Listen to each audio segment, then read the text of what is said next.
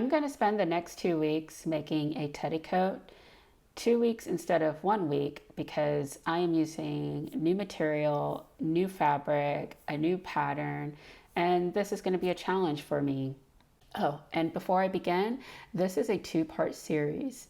So if you're new here, subscribe so you won't miss my next update. Okay, let's begin. Right now, I am cutting out the pattern pieces for this coat. So while I am doing this, I want to share a little bit of background on where the teddy coat originated from. The original coat was made by Max Mara, and Max Mara is an Italian fashion business, meaning that their fashion business is mass producing upmarket ready-to-wear clothing. The teddy coat originally, or not originally, but first appeared on the runway in 2013. And according to Max Mara, the teddy coat soon after became the it coat for the winter season and soon became a cult winter trend. So ever since 2013, elements of this teddy coat have been making their way down to online fashion retailers. Now, what does this teddy coat look like? At least with the Max Mara teddy coat, there are 3 main design elements that stood out to me. The first is the fabric. The fabric looks like it came right off of Paddington from Darkest Peru, who lives at 32 Windsor Gardens in London. It really does look like there was many teddy bears that went into the making of this coat. I'm reading this quote directly. Jess Cartner-Morley, fashion writer for The Guardian, described the teddy coat fabric as nubbly rather than fluffy, with the porridgey texture of an old-fashioned cuddly toy rather than the silky feline pile of most fake fur. Nubbly and porridgey texture. Nubbly, porridgey. As disagreeable as the words nubbly and porridgey sounds, these words really do capture what this fabric looked like, and the description is spot on for me. Now, how nubbly and porridgey the coat is seems to depend on the fiber content and how much the fibers were zhuzhed up in the fabric making process. The Max Mara teddy coat is made with alpaca wool and silk, but online retailers are using a blend of polyester and wool. Some are using 100% polyester. I've seen fleece, and I've also seen Borg. And if you're anything like me and you have no idea what Borg fabric is, I did a little bit of research and found that Borg is short for Borgana. And Borg fabric is just essentially a pile fabric that is made from a blend of acrylic and synthetic fibers. And these fibers also tend to have a backing yarn that is 100% acrylic, which means Borg is a synthetic fabric, a human-made synthetic fabric, much like polyester and polyester-based fleece. The second thing that stood out to me about these teddy coats is the color. It seems to me that designers are really leaning into the teddy bear appearance of these coats. So many of these coats are in the color brown. I have seen teddy coats range from a soft, warm beige color to a deep, warm espresso color. Now, the third and final design element that stood out to me is the shape of the coat. The coat is oversized. Max Mara describes the coat as being oversized with a cocoon shape, but the teddy coats I've seen online have removed the cocoon shape and have focused on the coat being more oversized and shapeless. So the oversized, shapeless coat gives the wearer a look of being swallowed whole by fluff, where the question, are you wearing the coat or is the coat wearing you, fully applies here. Now that we have a shared background on what is a teddy coat and what it looks like and where it originated from, I now want to share with you materials that I'm using to make my own teddy coat. I put the pattern pieces that I was cutting out earlier away so that we can talk about fabric. let's get into fabric because this has been a source of much delay for me. A little bit of background. I had planned to do this project last year. I had the fabric picked out, the notions pulled out, and everything was good to go. As I got closer to starting this project, I started to play more with the fabric and just really imagine what this fabric would look like as a coat or a jacket. I was completely in love with the vision that I had in my mind. It's like I created the vision, I married the vision, and then clung on to the vision and refused to let it go. So it prevented me from seeing that the fabric that I picked out wasn't going to pair very well with the jacket pattern that I had selected. I wanted to use a boucle fabric. In fact, I wanted to use this boucle fabric. I've had this large piece of boucle fabric in my stash for a couple of years now. This boucle has a nice textured hand that really reminded me of the fabric I was seeing being used in this style of coat. But this boucle has a loose and open weave. It is translucent as all get out. Meaning that when you hold this fabric to a light source, the light will pass through. Plus, this fabric is very thin, meaning that this fabric will not be very warm to wear in current weather conditions. But the death knell for this fabric was that it's not suitable for the jacket pattern I picked out. I will soon talk about the jacket pattern in more detail in a moment, but let me say that the jacket pattern requires a stretch fabric. In fact, 20% stretch. And this boucle doesn't have the right type of stretch nor enough of it. This boucle has a mechanical stretch with no elastane in it. So this fabric is not suitable for the pattern that I have picked out.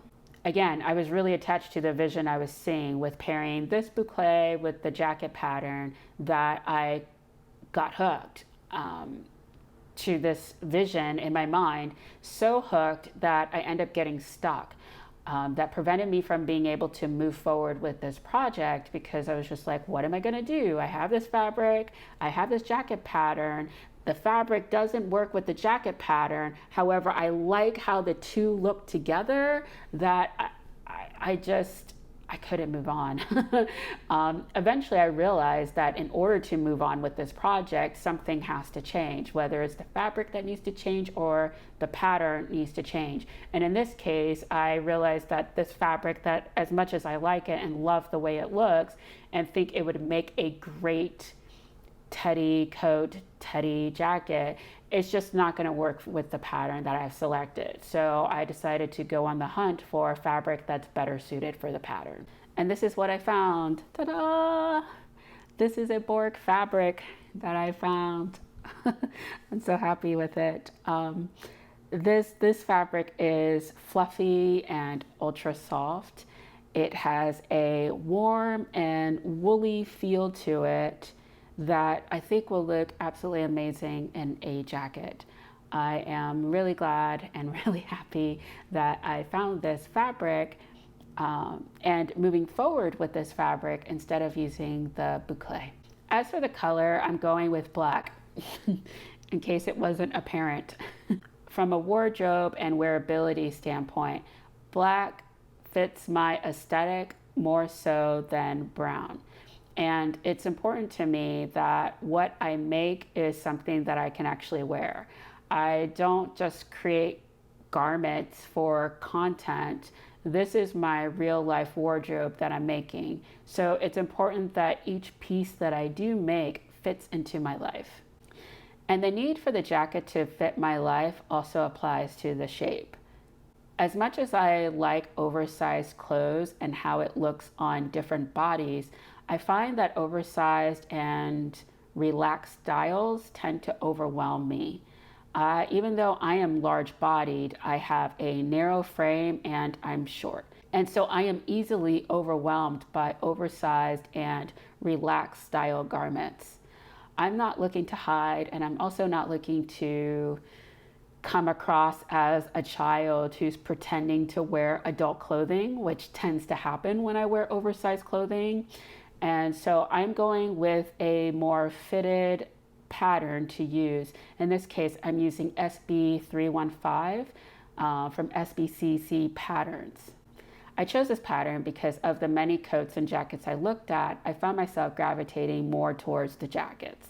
In part, a knee-length coat is not what I need at this time, but I think a teddy jacket will be more flexible to wear as the temperature fluctuates in the coming months. In addition, I chose this pattern because I'm familiar with this pattern brand, and I have been happy with the way their patterns fit my body. One thing to note, the pattern mentions that the jacket has a slim fit through the body with ease in the hips.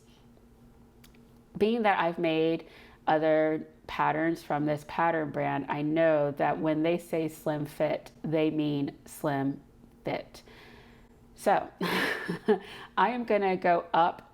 So I'm thinking about going up one size than what I usually make in this pattern brand, just so that I can get a looser fit that kind of, mirrors the oversized look without it being too oversized. So in summary, I am making a black hooded jacket for myself, which I absolutely love. To prepare making this hooded teddy jacket, I wanted to make sure that the fabric I had selected can go through the wash safely. So I cut a 2 by 4 inch fabric piece and put it through the laundry cycle. A little bit of story time. This is something that I commonly do to check to see if the fabric I'm using is washer dryer safe. However, in the past, when I would cut a fabric piece, I would just throw that fabric piece into the wash with all my other clothes and then put it into the dryer. And there were so many times where I would pull my clothing out of the dryer and the fabric piece would be gone. I would be turning my shirts, my pants inside out, pulling out pockets to see maybe if the fabric piece got stuck there. The fabric piece would just disappear. So to prevent fabric pieces from getting sucked into the nether regions of a laundry machine, I now safety pin the fabric piece to a shirt or bottom that needs to be washed. For me, I haven't noticed any issues with using safety pins in my washer or dryer, but proceed with caution. And the other thing that I do is to color match the fabric piece to an item that is being washed, just in case the fabric piece ends up bleeding. With this fabric, I wasn't concerned about it bleeding, nor was I concerned about the fabric shrinking. What I was concerned about this fabric doing was shedding. Oftentimes when handling a pile fabric or a faux fur fabric, sometimes these type of fabrics will shed. However, when I washed the fabric piece, I didn't notice or observe any sort of shedding, which is great. We are here. Ooh, where's the fabric piece? Uh-oh. However, there is some fabric pilling. Not quite sure if my camera is going to pick it up here. Fabric pilling is a term used to describe loose strands or kind of the white fluffy balls that you might see on a fabric after washing. And so with this pile fabric, there is some pilling that I noticed. There's like little white specks and little white balls here. They are not too terribly noticeable in person, so it may not be apparent on the camera.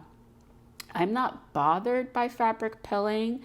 In fact, I think that the little bit of pilling that I do see just adds to the overall texture of this fabric.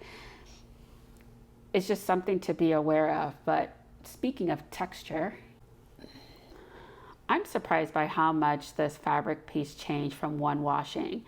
I thought the fabric looked beautiful before, but when I compare the washed piece of fabric to the unwashed piece of fabric, the nubby textures, at least to me, seem to stand out a lot more, whereas before the nubby textures were, I don't know, more subtle, I would say.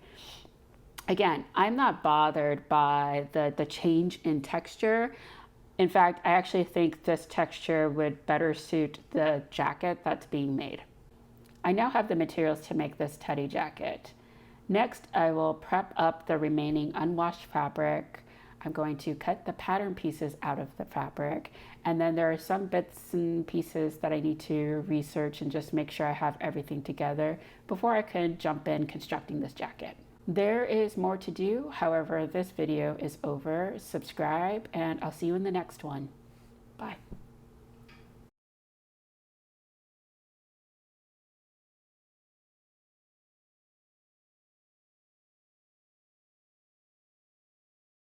God, my eyebrows are like,